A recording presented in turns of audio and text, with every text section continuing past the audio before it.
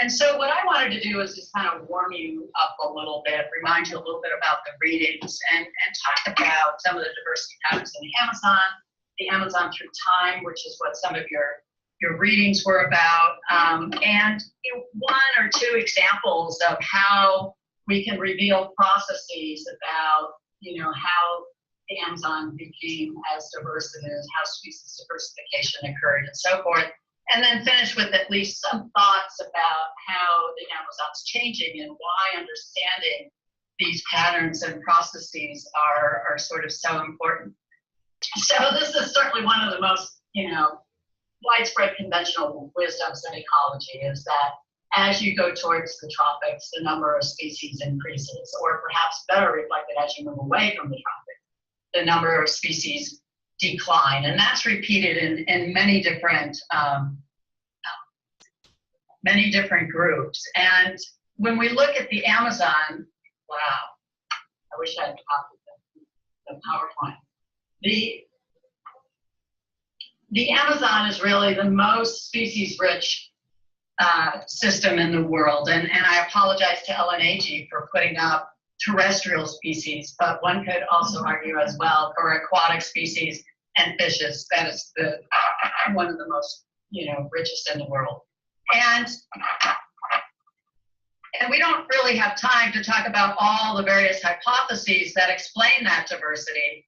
But, I would like to point out a couple of things, is that when you do talk about diversity in the Amazon, there's also within the Amazon patterns of diversity that you read about, with oftentimes Western Amazonia being much richer than Eastern Amazonia, at least in terms of numbers of species. We heard Mike Heckenberger talk last week about the importance of functional aspects of biodiversity as well, and that, that may not, totally map up against the numbers of species that you find in there. So, we're interested a lot in, this has been questions that have been asked for decades now about what's the origins of such high diversity in the Amazon or in the tropics in general, and then how is that diversity maintained over time? And again, we're going to take a look at some of the explanations more related to thinking about how the diversity patterns that we see in the Amazon were shaped through a long period of time, the millions of years and so forth that we read about.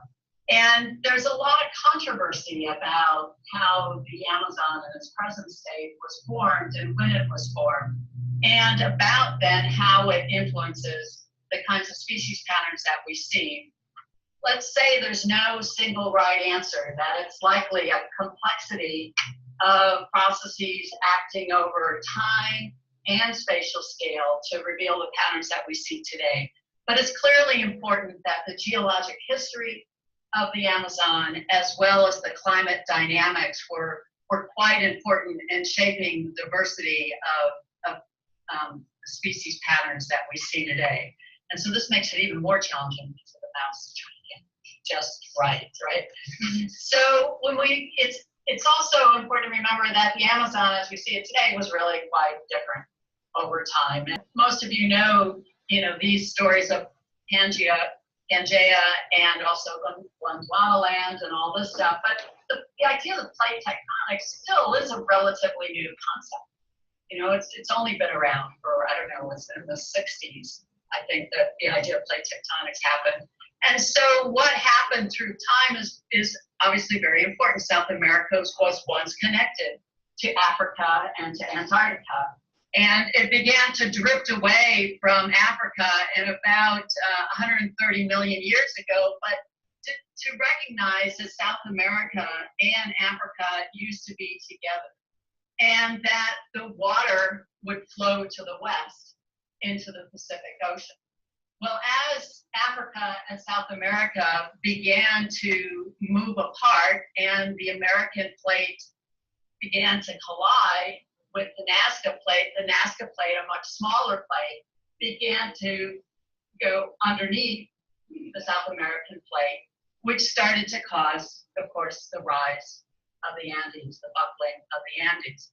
And so that began to, as you saw in the Horn paper, and I think that somebody commented in their discussion points about how wonderful this graphic was. It really is a great graphic that provides one hypothesis about the formation of the Amazon as we know it today. And so I'd like to just go through it a little bit to remind you of some of the key events. So we're looking about 65 to 33 million years ago in this upper graph here, where the water was flowing out to the west and into the Pacific. And just about, 30 or 40 million years ago was when you really started to see some of the rise of the Andes and the central Andes and so forth. And you had the continental divide. Remember, when it was attached to Africa, the continental divide was even further east than where we see it in this graph here. But as things started to move and start drift across apart and so forth, we also began to see the shifting of the continental divide. And also important here is you had marine incursions coming as well from the northwest, influencing what we're seeing up in this region.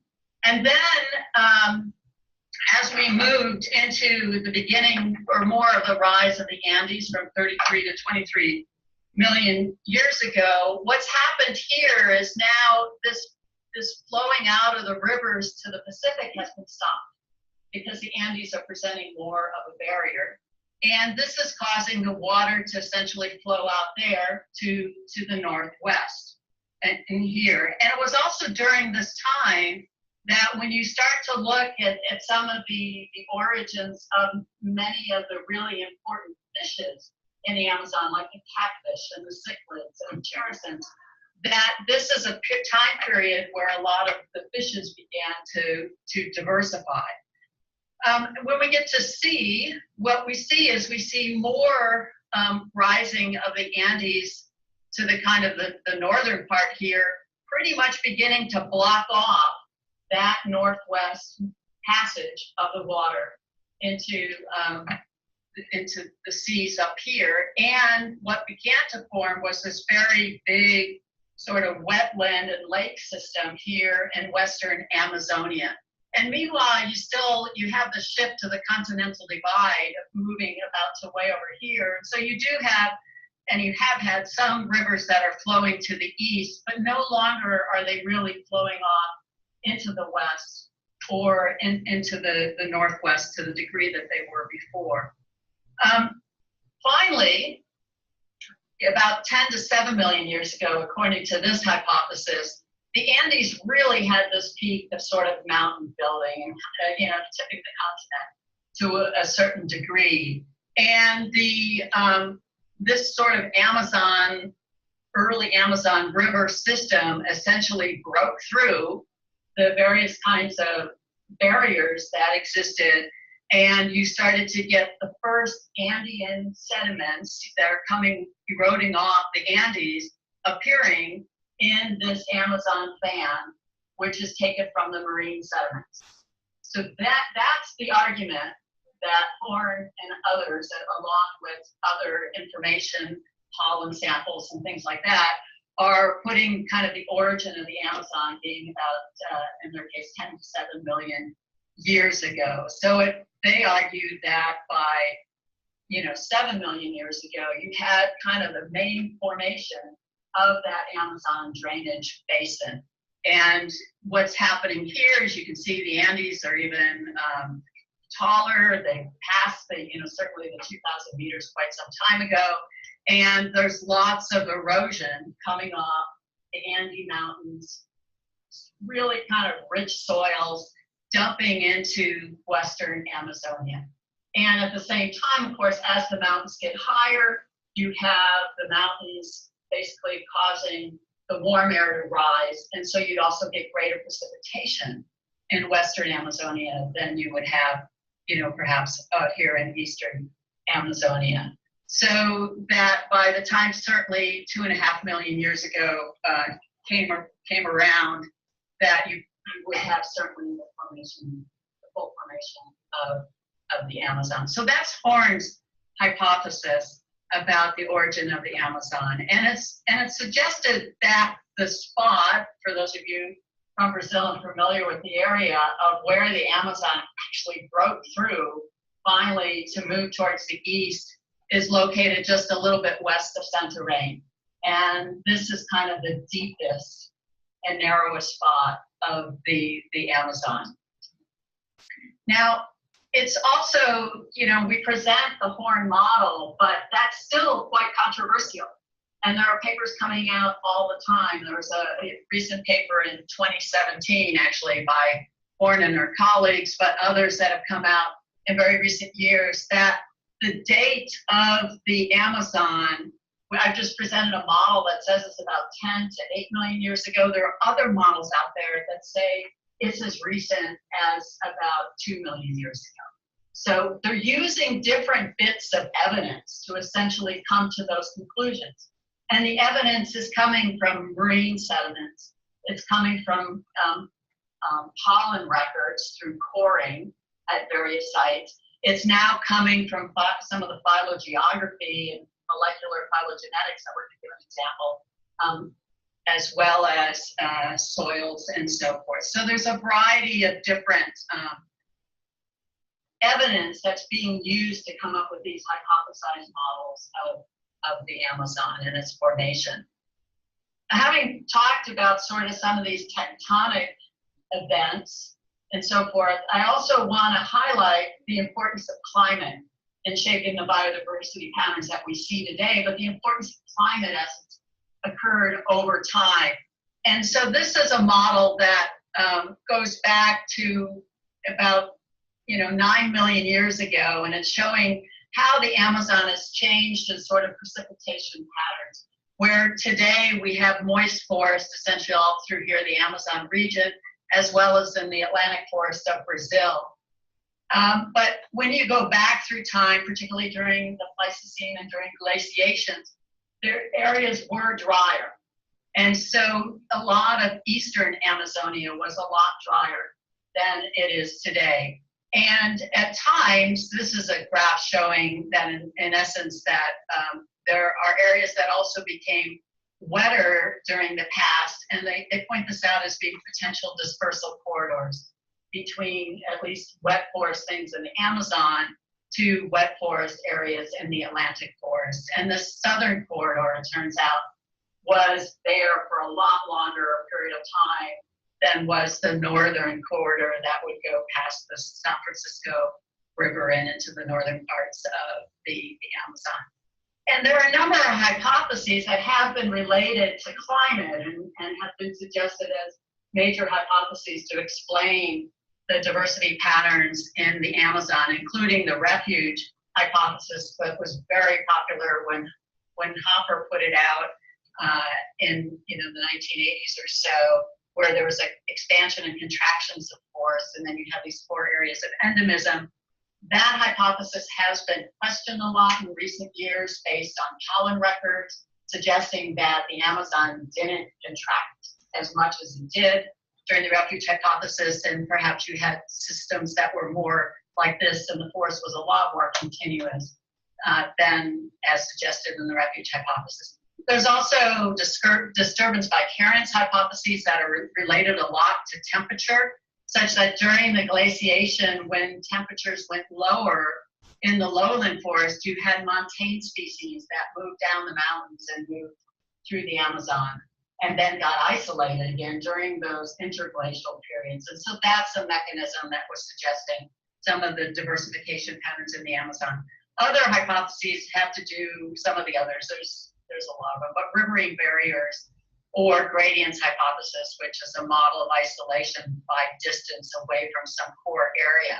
I want to mention the riverine hypothesis briefly here and give an example using one of my favorite group of birds, the trumpeters. Time's up, 15 minutes? Okay, all right, so I can wrap this up really quickly.